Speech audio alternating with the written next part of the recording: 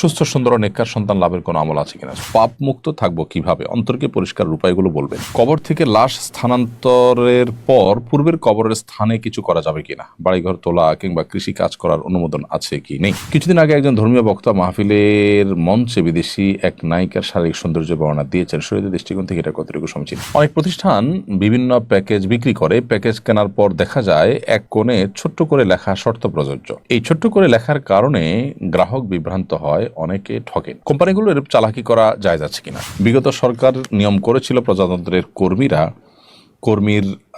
ঊর্ধ্বতন কর্মীকে স্যার বলবেন, ঊর্ধ্বতন নারী হোক কিংবা পুরুষ। সম্প্রতি জনপ্রশাসন মন্ত্রণালয় নিয়মটি বাতিল করেছে। এখন উপযোগিতা অনুযায়ী স্যার বা ম্যাডাম কিংবা ভাই বা আপু যে কিছু বলা যাবে। বিষয়টি যথাযথ মনন করেন কিনা? হ্যাঁ, অবশ্যই এটি যথাযথ। আল্লাহ রাব্বুল আলামিন নারী এবং পুরুষকে আলাদা আলাদা বৈশিষ্ট্য দিয়ে তৈরি করেছেন। অতএব ভাই বোন অথবা নারী পুরুষের জন্য আলাদা আলাদা সম্বোধন থাকাটাই হলো বরং সমীচীন এবং সেটাই হলো বাস্তবসম্মত। অতএব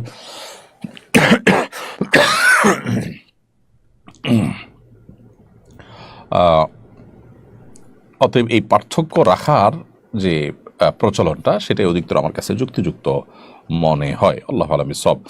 তবে ইসলামী শরিয়া যে আমাদেরকে জীবন ব্যবস্থা দিয়েছে, এখানে মূলত কাউকে প্রভুর মতো আচরণ করতে নিষেধ করে, আবার কাউকে প্রভুর জায়গায় বসাতে নিষেধ করে। আজকাল আমাদের অফিস আদালতগুলোতে দেখা যায় যে অনেকটা সেরকম আচরণ, সেরকম হাবভাব, বিশেষ করে পশ্চিমাদের সেখানে যে কালচার রয়েছে, সে কালচার এখনও আমাদের সমাজে আছে।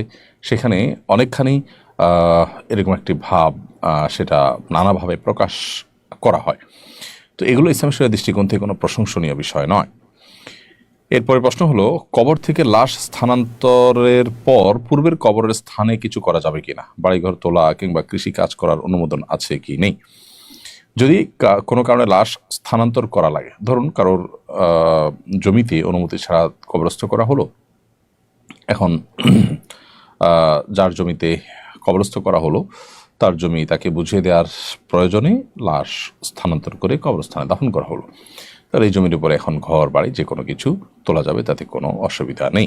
এরপরের প্রশ্ন হলো, এমডি সাগর আহমদ আপনি লিখেছেন, পাপ মুক্ত থাকবো কিভাবে, অন্তরকে পরিষ্কার উপায়গুলো বলবেন। ভাই সাগর আহমদ, পাপ মুক্ত থাকার প্রচেষ্টা আপনার মধ্যে আছে, এটি দেখে আপনাকে আমি সাধুবাদ জানাচ্ছি।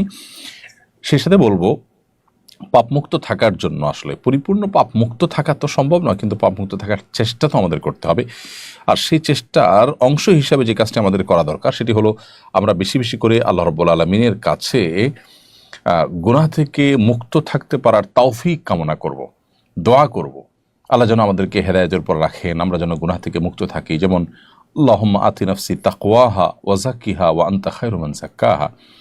এটি নবী সাল্লাল্লাহু আলাইহি ওয়াসাল্লামের শেখানো একটি দোয়া, যার অর্থ হল, হে আল্লাহ, আপনি আমার অন্তরে তাকওয়া দান করুন এবং আমার অন্তরকে পরিচ্ছন্ন করুন, কারণ আপনি সর্বোচ্চ অন্তরকে সবচেয়ে ভালোভাবে পরিচ্ছন্নকারী। তো এইখানে অন্তর পরিষ্কার করার উপায়ও জানলাম, আবার গুনাহ থেকে বাঁচার উপায়ও জানলাম, অর্থাৎ আল্লাহ সুবহানাহু ওয়া তাআলার কাছে দোয়া করা। এই দোয়ার বাইরেও আরও বিভিন্ন রকমের দোয়া আছে, আল্লাহ সুবহানাহু ওয়া তাআলাকে সেগুলো আমরা নিবেদন করতে পারি। যেমন আল্লাহুম্মা তাহহির কলবি মিনান নিফাক, হে আল্লাহ, আপনি আমার অন্তরকে কপটতা থেকে পবিত্র করে দিন। ও আমালে মিনার রিয়া, আমার কাজকাম, আমার আমল, ভালো কাজ, এগুলোকে লৌকিকতা থেকে আপনি বাঁচিয়ে রাখুন। এভাবে নবী সাল্লাল্লাহু আলাইহি ওয়াসাল্লাম আরও বিভিন্ন দোয়া হাদিস বর্ণিত বিভিন্ন হাদিসে, সেগুলো আমরা আল্লাহ সুবহানাহু ওয়া তাআলার কাছে পেশ করতে পারি অন্তরকে পরিচ্ছন্ন রাখবার জন্য এবং নিজেকে গুনাহমুক্ত রাখবার জন্য। নিজেকে গুনাহমুক্ত রাখার জন্য আরেকটি স্টেপ হলো গুনাহের পরিবেশ থেকে দূরে সরা।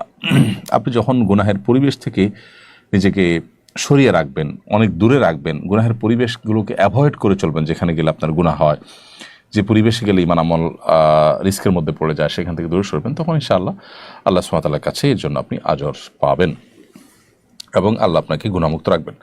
তৃতীয়ত, নেককার মুত্তাকি পরহেজগার যারা গুনাহ থেকে বেঁচে থাকার জন্য সংগ্রাম চালান, সে মুত্তাকি পরহেজগার আল্লাহওয়ালা মানুষদের সোহবত, তাদের সান্নিধ্য, তাদের সংশ্রম, এটাও আমাদেরকে গুনাহমুক্ত থাকতে সাহায্য করে, সহায়তা করে।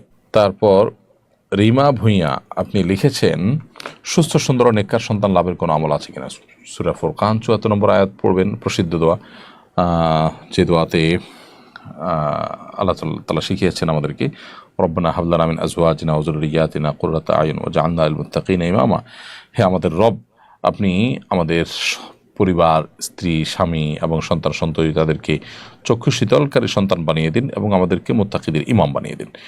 তো এই দোয়া আল্লাহ তাআলা সুবহানাহু ওয়া তাআলার কাছে বিশেষ করে নিবেদন করবেন। এটি হলো সন্তান যেন নেক হয় তার জন্য আল্লাহ শেখানো দোয়া, কোরআন বর্ণিত দোয়া, বিধায় এটি করবেন। এছাড়া রব্বি হাবলি মিনাস সলিহিন, হে আল্লাহ আমি নেক সন্তান চাই আপনার কাছে, ইত্যাদি ইত্যাদি। রব্বি হাবলি মিন লাদুনকা যুররিয়াতান তাইয়্যিবা ইন্নাকা সামিউদ দুআ, হে আল্লাহ পবিত্র সন্তান আপনার কাছে আমাকে দান করেন কারণ আপনি দোয়া শ্রবণকারী। এই জাতীয় দোয়াগুলো কিন্তু নবীর রাসূলের দোয়া, সন্তান নেক হওয়ার জন্য সেগুলো তো করা যেতেই পারে।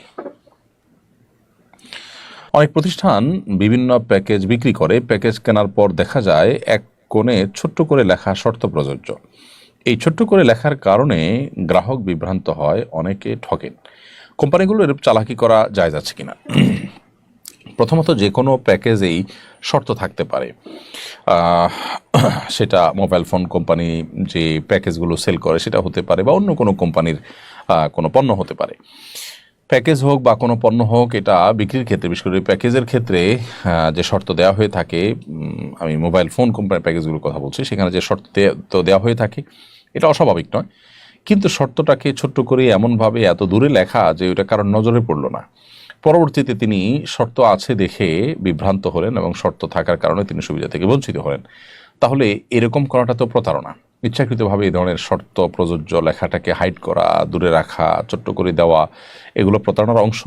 আর এরকম প্রতারণা করলে সেটি কবিরা গুনাহ হবে। মান গাশশা ফালাইসা মিন্না, নবী সাল্লাল্লাহু আলাইহি ওয়াসাল্লাম বলেছেন যে ব্যক্তি কাউকে প্রতারিত করে সে আমার উম্মত নয়। অতএব একজন মুসলমান কখনো এই ধরনের প্রতারণা করবেন না। তিনি প্রতারণা থেকে নিজেকে বাঁচাবেন, অন্যদেরকে বাঁচাবেন এবং সতর্ক থাকবেন। এটা আমাদের কর্তব্যের অংশ। তবে যেটি বলছিলাম যে এই ধরনের পণ্য বেচার ক্ষেত্রে, কেনার ক্ষেত্রে আপনার শর্ত দেওয়া বা শর্তর ভিত্তিতে কেনা এটা মৌলিকভাবে নাজায়েজ নয়। তবে হ্যাঁ, সাধারণ যে কোনো পণ্য বিক্রি করার ক্ষেত্রে কিছু কিছু শর্ত আছে যেগুলো নাজায়েজ। এই জন্য নবী সাল্লাল্লাহু আলাইহি ওয়াসাল্লাম বলেছেন, নাহা রাসূলুল্লাহ সাল্লাল্লাহু আলাইহি ওয়াসাল্লাম আন বাই'আন ওয়া শারতি, রাসূল আকরাম সাল্লাল্লাহু আলাইহি ওয়াসাল্লাম বেচা কেনা করা আবার শর্ত দেওয়া এটা থেকে নিষেধ করেছেন। বিধায় যে কোনো পণ্য আপনি কিনলেন, বিক্রি করলেন এবং সেখানে শর্ত আরোপ করে দিলেন যে এতদিন আমি ব্যবহার করব, তারপর আপনি নেবেন ইত্যাদি, এই জাতীয় শর্ত গ্রহণযোগ্য নয়। তবে হ্যাঁ,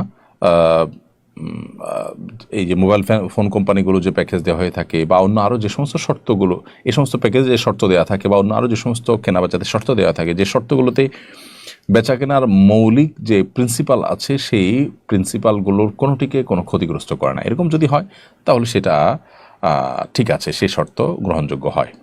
মোদ্দা কথা হলো, গোপনে বা ছোট্ট করে শর্ত প্রযোজ্য লেখাটা এটা কখনো কখনো প্রতারণার শামিল, এবং এর ফলশ্রুতিতে একজন মানুষ তিনি শর্ত প্রযোজ্য লিখেও শর্তকে হাইড করার কারণে তিনি গুনাহগার হবেন।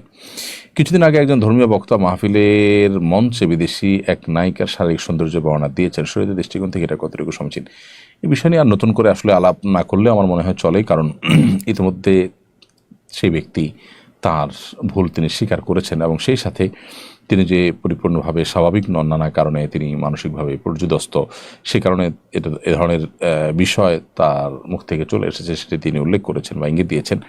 অতএব এটা নিয়ে আমরা আর মনে হয় আলোচনা না করলেও চলে, বা এটাকে আমরা ক্ষান্ত দিতে পারি। সেই সাথে তিনি সহ অন্যান্য বক্তা ভাইয়েরা, ওলামা ইকরাম যারা আছেন তাদেরকে আমরা বলতে চাই যে এত বেশি প্রোগ্রাম আমাদের করা উচিত নয়, যে প্রোগ্রামগুলো আসলে আমাদের অনেক বেশি প্রস্তুতি নিয়ে যথেষ্ট শারীরিক এবং মানসিক রিফ্রেশমেন্ট এর সাথে করার সুযোগ হয় না। সে ধরনের প্রোগ্রামগুলো আমাদের যথাসম্ভব কমে দেওয়া উচিত। অর্থাৎ প্রোগ্রামের পরিমাণ বাড়ালাম কিন্তু মান কমে গেল, আমরা ভাবার সুযোগ পেলাম না, পড়ালেখা করার সুযোগ পেলাম না, মানসিকভাবে প্রেশার থেকে একের পর এক প্রোগ্রাম করলাম, এটা করা উচিত নয়। তাহলে এরকম ভুলভাল কথা বের হবে যার মাধ্যমে উম্মাদ বিভ্রান্ত হতে পারে, ক্ষতিগ্রস্ত হতে পারে।